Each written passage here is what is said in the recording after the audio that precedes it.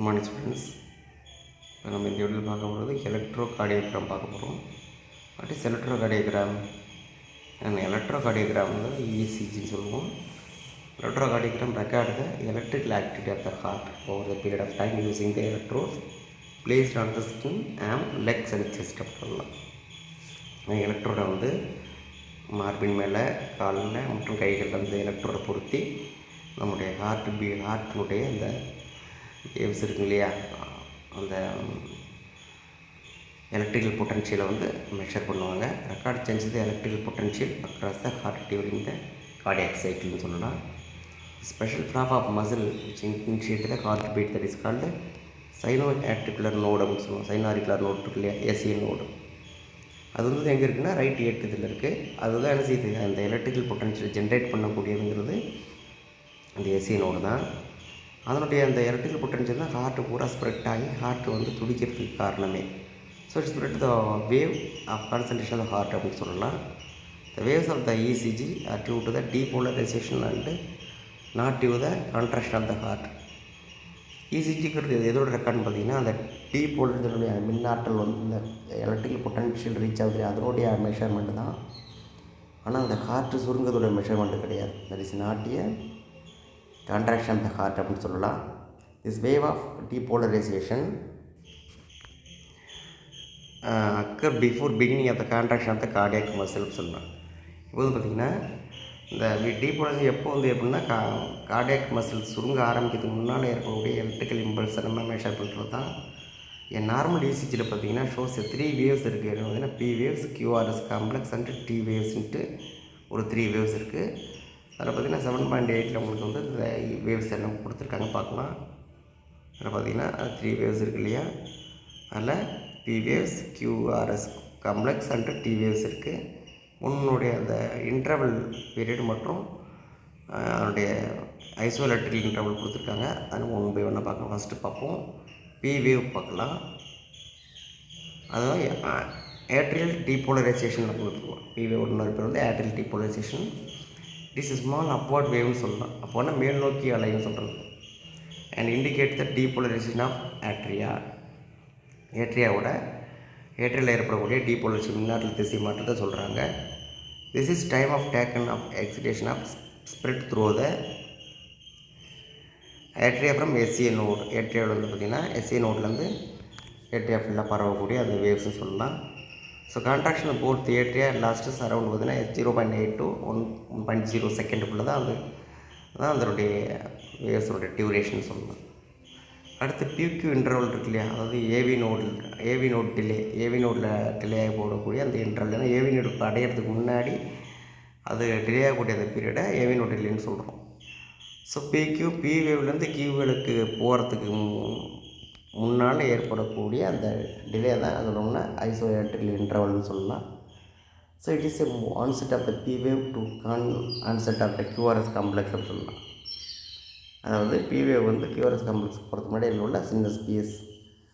So this from the start depolarization of the atria to beginning the ventricular depolarization. It is a time of taken from the impulse to travel from the atria to ventricle அப்படின்னு சொல்லலாம். குறிப்பாக ஏட்ரியாவிலேருந்து ventricle போகக்கூடிய அந்த travel பண்ணக்கூடிய டைம்னு சொல்லலாம். இதோட டைம்கள் 0.12 to 0.21 செகண்ட் சொல்லலாம். It's a measure of AV conduction டைம்னு கூட சொல்லலாம். அடுத்து பார்த்திங்கன்னா கியூஆர்எஸ் காம்ப்ளெக்ஸ் போகிறோம், வென்ட்ரிகுலர் டீபோலரைசேஷன். இதில் பார்த்திங்கன்னா no separate wave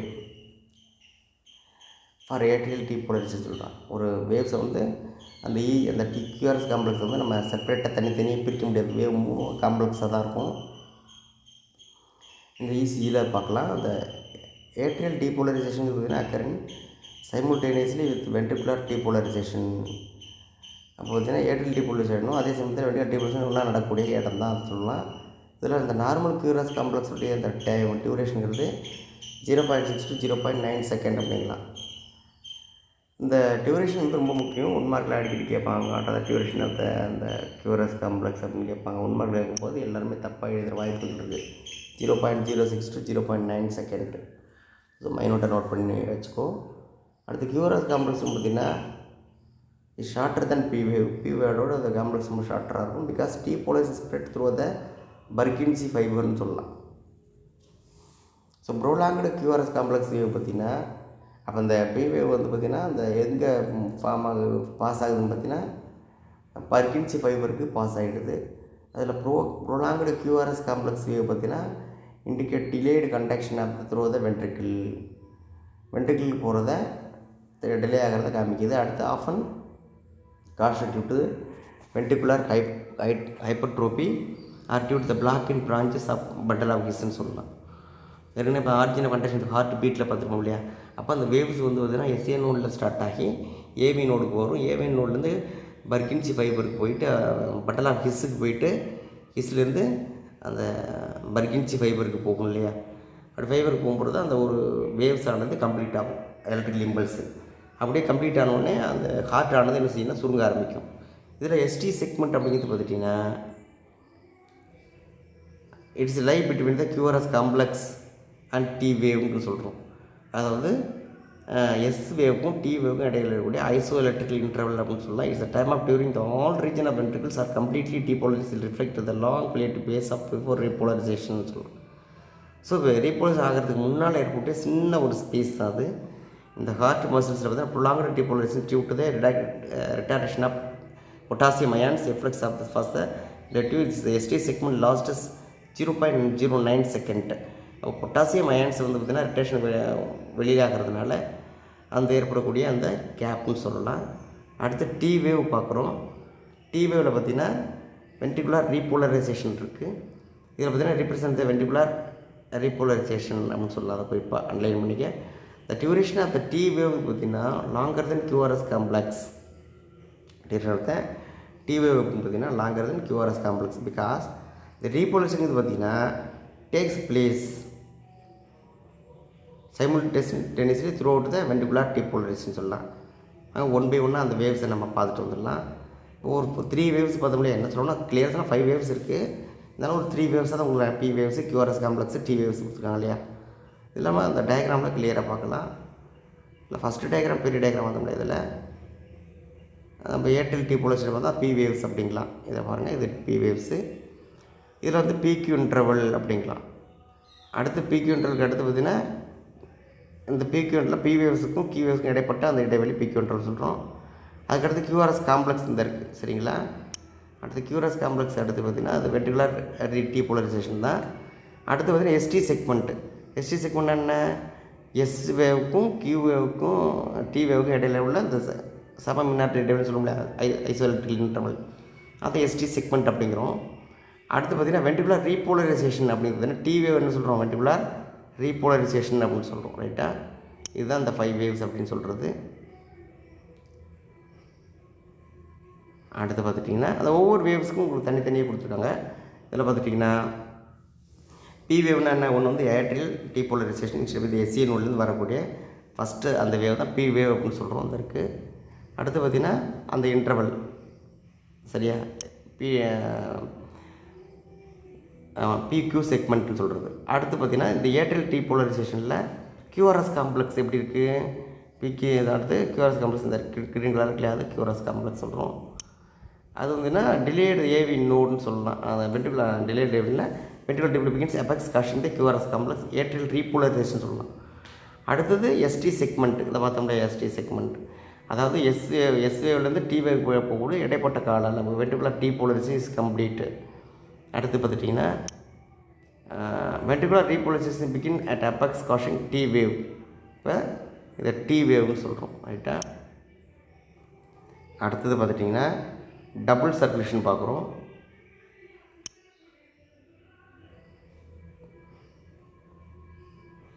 double circulation எடுத்துட்டோம்னா circulation of blood was first discovered by William Harvey. இப்போ சர்க்குலேஷனை ஃபஸ்ட்டு வந்து கண்டுபிடிச்சது யாருன்னா வில்லியம் ஹார்வி தான். அவர் எக்ஸ்பிளைன் பண்ணார். there are 2 types of the blood circulation இருக்குது. என்ன பார்த்தீங்கன்னா வெர்டபிரேட்டில் single circulation and double circulation 2 டைப்ஸான சர்க்குலேஷன் இருக்குது.